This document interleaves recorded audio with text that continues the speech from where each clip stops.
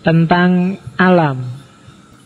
Katanya Zoroaster, kunci hidup yang pertama, jangan sampai kita buta terhadap logika alam, terhadap sunnatullah. Jadi harus paham logikanya hidup, logikanya alam semesta.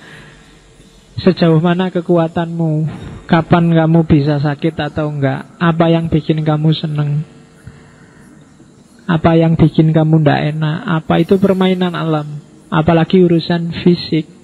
Jangan sampai kita buta. Kalau kita buta, ya kita akan ditaklukkan oleh alam. Padahal tugas kita kan taskhir, sakhara lakum. Allah sudah menaklukkan alam semesta untuk kita, ya kita jangan buta. Terus menyatulah, itu ayat yang kedua. Ingatlah, kamu taklukkan alam, tapi dirimu juga bagian dari alam semesta. Maka kenali alam semesta juga kenali dirimu sebenarnya. Terus jangan sekali-sekali mencemari bumi, air, dan udara. Ajaran ekologis. Terus rerumputan, tak loncat ya, yang lain dibaca. Mirip semua sama ajaran kita. Rerumputan, pepohonan, angin, ombak, burung-burung, fauna, semuanya bernyanyi, tersenyum, dan tertawa. Yang bisa sumpek, galau, dan nangis itu hanya manusia. Yang lain itu tiap hari ketawa. Pohon itu kamu pukuli, kamu tali buat memean, kamu santai aja, dia ketawa masih goyang-goyang aja.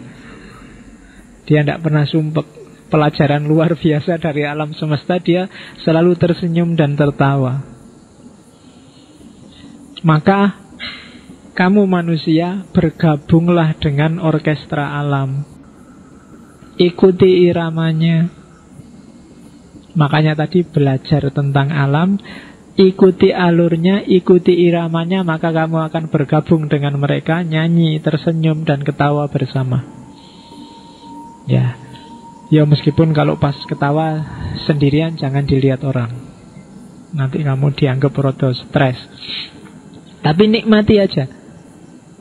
Ya sekali-sekali coba diajak ngobrol, ada pohon-pohon di depan itu. Piye bro, kabarnya sudah lama ndak kesini? Tambah gede aja kamu, ndak apa-apa lah. Ngajak ngobrol loh ya. Lah daripada kamu curhat sama temen, sama pacar juga bikin sumpah kalau sama pohon-pohon, sama anu kan. Oke, terus diajak ketawa bersama. Nanti kalau ada yang moto dari jauh masuk Facebook, kamu dianggap wah baru kehabisan obat. Tapi ndak apa-apa berakrab ria. Yo, anggap aja kamu setengahnya Nabi Sulaiman apa sopo yang bisa ngobrol sama makhluk hidup. Ya. Oke, jadi sama alam harus akrab, menyatulah dan pahamilah ritmenya. Kelemahan manusia modern itu. Manusia modern itu menguasai alam semesta, ngerti teorinya, tapi dia tidak masuk bergabung dengan orkestra alam. Malah dia mengacaukan ritmenya. Itu problem besar manusia hari ini. Oke. Terus baik buruk, katanya Zoroaster, baik buruk itu sudah logikanya dunia. Pasangan-pasangan itu sudah modusnya ciptaannya Ahurmas. Ada siang, ada malam, ada seneng, ada susah. Modus hidup memang semacam itu. Ada baik, ada buruk. Maka hidup ini alurnya harus cinta, bukan benci. Kamu disebut anak baik karena ada anak yang buruk. Kamu disebut anak pinter itu karena jasanya anak yang rela jadi bodoh. Loh iya kan?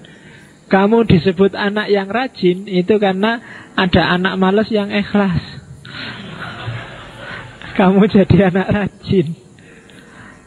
Jadi ndak itu pasangan, kamu jangan membenci, jangan marah-marah, jangan sama yang beda pasangan. Ada siang, ada malam. Siang dan malam gak pernah saingan, gak pernah merasa rival, gak pernah mencaci maki, mengkafirkan. Yang siang mengkafirkan malam, yang malam mensesatkan siang, gak ada. Masing-masing ada jalurnya sendiri, ada kapasitasnya masing-masing. Dan oleh Ahurmas, semua itu memang diciptakan untuk mewujudkan visinya.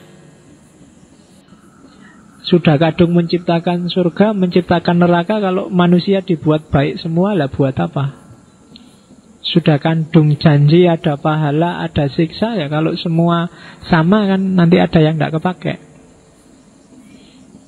Ya kan? Semua ada tujuannya. Kalau di filsafat namanya teleologis. Jadi ada telosnya, ada skenarionya.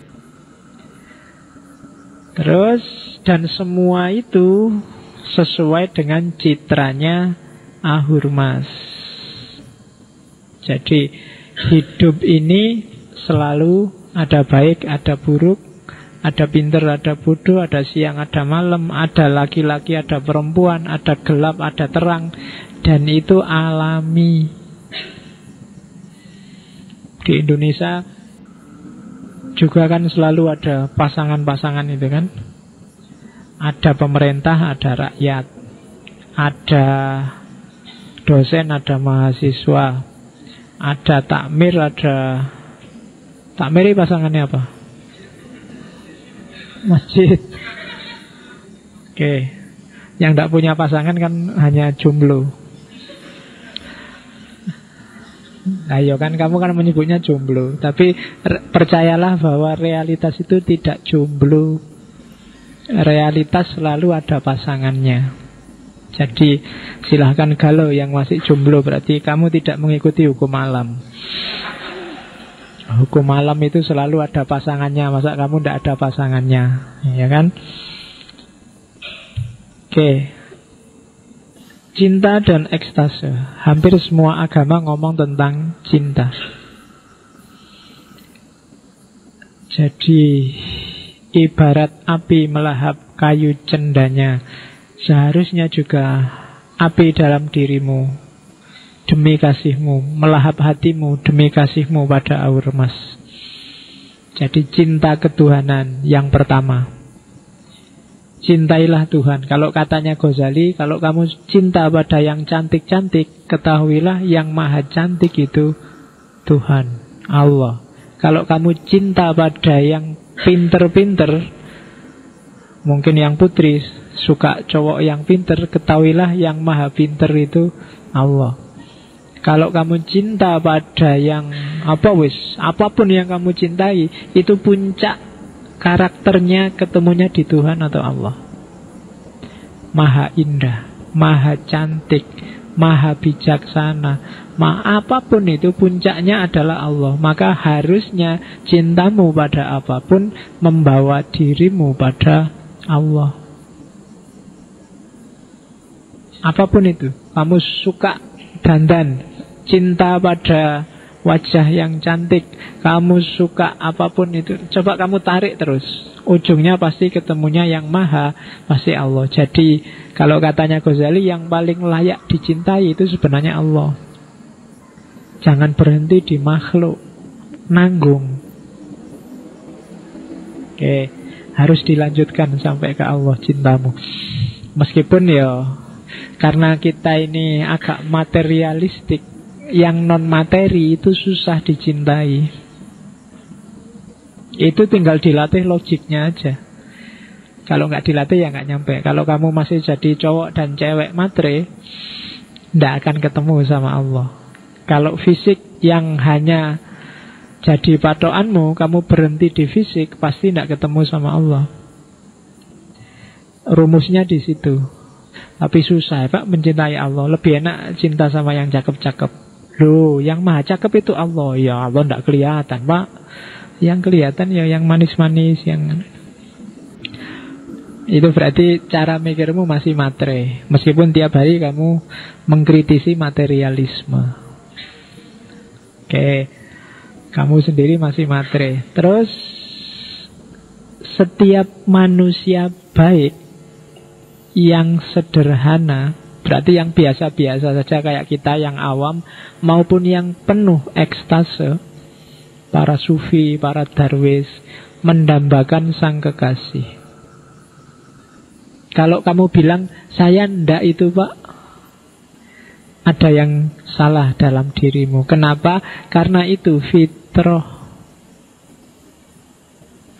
Segala sesuatu fitrahnya adalah kembali ke asal.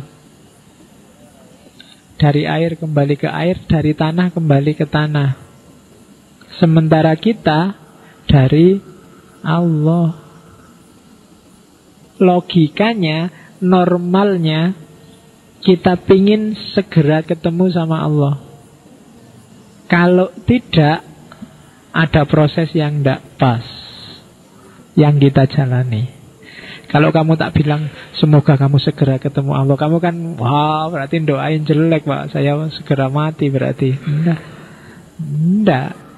Justru harusnya setiap jiwa itu rindu untuk kembali ke asalnya, karena jiwamu asalnya dari Allah. Kalau tidak, ya mulai sekarang diperbaiki, dicari lagi sampai kamu pengen ketemu asal. Kayak kamu di kampungmu itu loh. Kampungmu itu meskipun jelek di desa, kalau di sana harus ganti kendaraan 4, 5, 7 kali, tapi kan kamu kangen pengen pulang kampung terus.